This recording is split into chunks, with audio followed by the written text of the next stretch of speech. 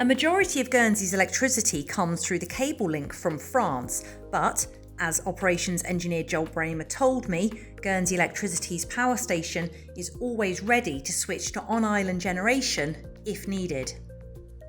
So when we talk about the peak usage, and as you were saying earlier, so there's 3 peaks per day, and the peaks are higher during the winter months, I'm guessing, than they are at this time of year. Everyone's got their central heating on, more hot drinks, more cooked dinners and things like that. When those peaks are higher, or when we're reaching those peaks, we're getting through this fuel quicker. Yes, that's right. It's that simple. Yes. Yeah. Yeah, so maximum ever recorded peak was 94.3 megawatts. Okay. Call it 34 megawatts above what we could supply through the subsea cable. Yeah. So that was actually 3 generators worth of demand that we needed. Wow, okay. So yeah, 3 generators. Typically, they run at somewhere in the region of it's about 3 tons an hour for a generator. So 6 tons every hour of fuel. Just being burned. Yeah, just to cover that. Admittedly, a bit of a one-off, but we're consistently seeing peaks in the the 80s, so 80 megawatts during the winter. Okay, so what can we do then as an island or as individuals then to try and reduce that peak? Because those peaks can be tracked. So I think you said before it's about 7 p.m. in the evening at the moment the peak would be. Yes. I'm guessing during the winter when people have their central heating on and like I said, everyone's nice and warm and cosy at home, the peak, does it last longer? Is there anything we can do to bring down that peak usage? Yeah, that's right. So yeah, as I was saying, we generally see 3 peaks during the day. So there's a morning peak around 8 a.m, a lunchtime peak around midday, and then the evening peak, which is this 7 p.m. So ideally, to reduce that peak, we want to avoid using any electricity. So if we can move, let's call them less essential tasks. So that might be water heating is a good example. Yeah. If you don't need the water for a shower or bath, that kind of thing, at 7 p.m, either heat it earlier or ideally later in the day. So if you can move that to our what we call the off peaks, that's our lowest demand, which is around 3 in the morning. So anything from 11 p.m. to 5 a.m. is the ideal time for us, because we're at our lowest point of demand, and that's when we're only relying on the subsea cable. So we've got enough capacity on that we don't need to run engines even in winter. And most boiler systems in people's homes, you could put your water heating on to time, couldn't you? So you could put it on to start heating at 1 a.m. and go off at whatever time. And it would still then be warm when you get in the shower at 7 a.m. before you go to work or you have your bath in the evening. I mean, most people's systems are set up that way, aren't they? Yeah, exactly. Yeah, most modern water cylinders, particularly, if you heat them overnight, that will remain hot for several days. Yeah. So there's very little chance of you actually running out of hot water if you don't heat it, or if you only heat it overnight. We're all quite spoilt creatures though, aren't we? If I want to go and have a bath, I want to turn the hot tap on and I want to get in the bath and have it nice and warm, and I want to then have a cup of tea, watch TV, put my central heating on.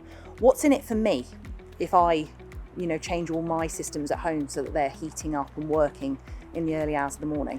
So the biggest incentive is the financial one. Okay. Because if you're on one of our Economy 12 tariffs, the off-peak overnight rate is much cheaper than the peak rate, as we call it. So if you can move your water heating or any other tasks, it might be dishwashing, washing machine, any of those kind of things. If you can put them on overnight, they'll be saving you money and reducing our peak, which is also helping to reduce our carbon impact. Okay, and storage heaters, they must play into this system as well, because again with storage heaters, you can heat overnight and then get the benefit of that heat during the day. Yeah, exactly. Okay. So again, with storage heaters, the modern ones are not like the old-fashioned days where you had to think a day in advance and plan for these things. Work out the timings and all the rest of it. They've got control systems on them now with thermostats and things like that. So they don't boil you just because they've heated up the night before. They will only put out heat when they're required. So if you do have them, I suppose you call it charging up overnight, and then during the day, if it is cold, they will come on as they need to, but they'll be avoiding putting any demand on the network when we ideally don't want it. So the idea is all of these appliances and systems that we've got in our homes and offices, I'm guessing as well, we'll come to that in a moment, set them up so that they're drawing from the grid in the early hours of the morning, effectively. So like my washing machine at home and my dishwasher, I think both of them have got delay timers on. So kind of put those on before I go to bed. If I'm asleep, I don't really care what they're doing, but set them off to go off in the middle of the night. And that's better for Guernsey Electricity's, for bringing down that peak. Yeah, exactly. So you can imagine how quickly these numbers can build up. So if you're at home and you've got a typical hot water cylinder and a typical electric boiler. Yep. So a typical hot water cylinder is probably 3 kilowatts, the element in that. Typical electric boiler might be 15 kilowatts. You're already at 18 kilowatts there. If you've then got your oven and your TV and a few other bits and bobs on, you're up to 20 kilowatts in a single home very, very quickly. So if you multiply that across just 1,000 homes, that's 20 megawatts. Okay. So you can see how there's a lot more than 1,000 homes, but if everyone was to avoid doing that at the same time, then that can reduce our peaks. So if there's no need to heat your hot water and have your heating on at the same time, then by all means use your oven or whatever it is else you need to do. But if you can avoid stacking too many things together, particularly the high energy usage devices, that will help reduce the peaks. Will it create a new peak later on in the night, or would the usage just then be more even? It would sort of depend on people's habits. So if everyone all did the same thing and put their hot water on and everything at 11 p.m, then we would see not necessarily a new peak, but we'd see a change in the demand profile. But what it would do is it would just move from one area to the other, because it's unlikely that people are going to use any more electricity through the day. So it's an area under the curve type equation. So if you can move it from if you can move the peak, all you're doing is moving the area under the graph to somewhere else. And then it brings us back to even if we even it out and there's a bit more of a higher usage, 11 p.m, midnight, 1 a.m, would be more likely, even in the winter months, to be able to maintain that through the cable rather than on island generation. It's at least getting closer to that aim. Yes, exactly. So as we see it sort of today, the overnight peaks or the overnight demand, even in the winter months, it will be quite a bit below the import capacity. So we're talking maybe sort of 40 megawatts out of a total of 60 that we have available. So there's plenty of spare overnight and in these off-peak hours that could be used. And then eventually, long term, we could use slightly less of what's contained in here. That would be the long-term plan. Yes. So in 2024, we used 5,800 tonnes of fuel to generate electricity. So that's effectively 2 of these tanks. That's about 5 million litres of fuel. Which would be enough to run your car for 1 million kilometres. So that's 25 trips around the globe. Which you wouldn't make in my car. But some of these tanks obviously look quite a bit older than others. So Q is quite nice and shiny. B looks a little bit worse for wear. Had better days. Yes. At the end of its life? It is, yes. So it's actually, it's been decommissioned. So there's no fuel in both B and C tank here. They are due for demolition.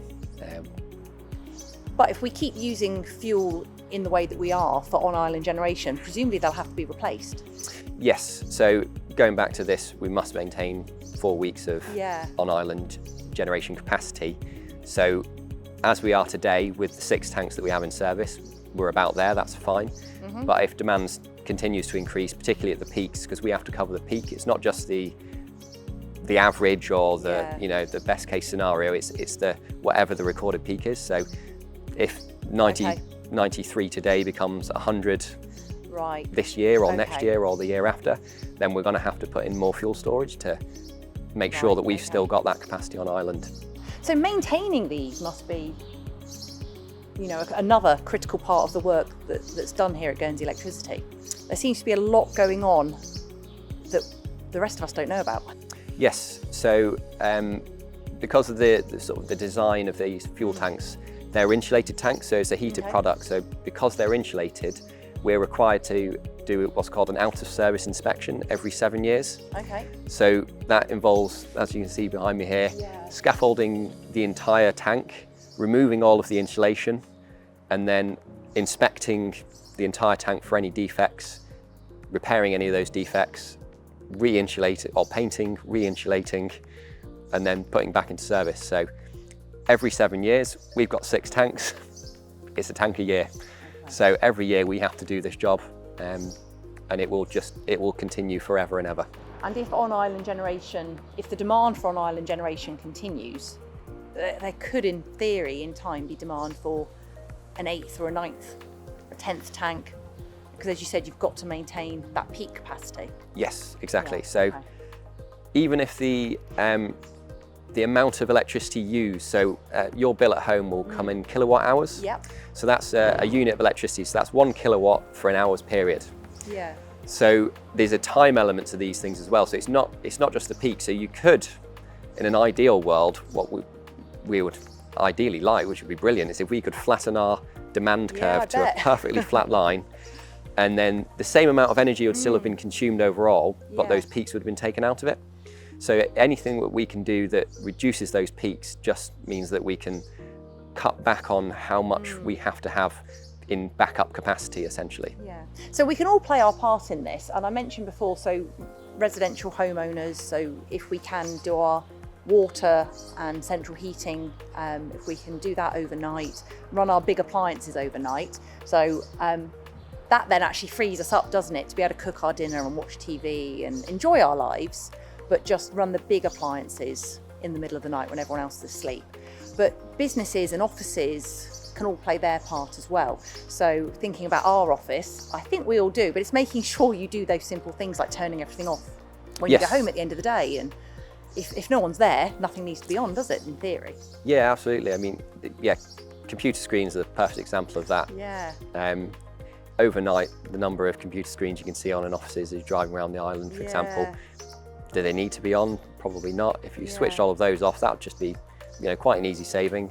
I think a lot of modern computer screens as well will have some kind of function in, or certainly IT departments will be able to implement some kind of switch off function. And that's definitely possible with today's technology. But there's other things as well. Lights. If you've left a light on a room that you're not even in, does it need to be on?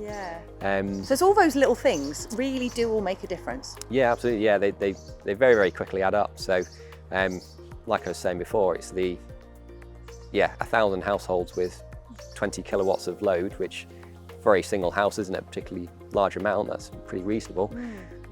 They've got many more thousand customers. We have about 30,000 customers, so that's both businesses and domestic customers. So you can imagine if only half of those are domestic customers and they want to use all of their electric appliances at the same time, we just do not have the capacity to cope with that. But as you said though, if we all do our own little bit and help reduce that evening peak especially, it should be better on our bills as well. Yeah, that's that really sounds good. Yes, yeah, it's a really great benefit. I mean, it's something that I'll even do. So I'll put my washing machine, my dishwasher on overnight in the off-peak periods.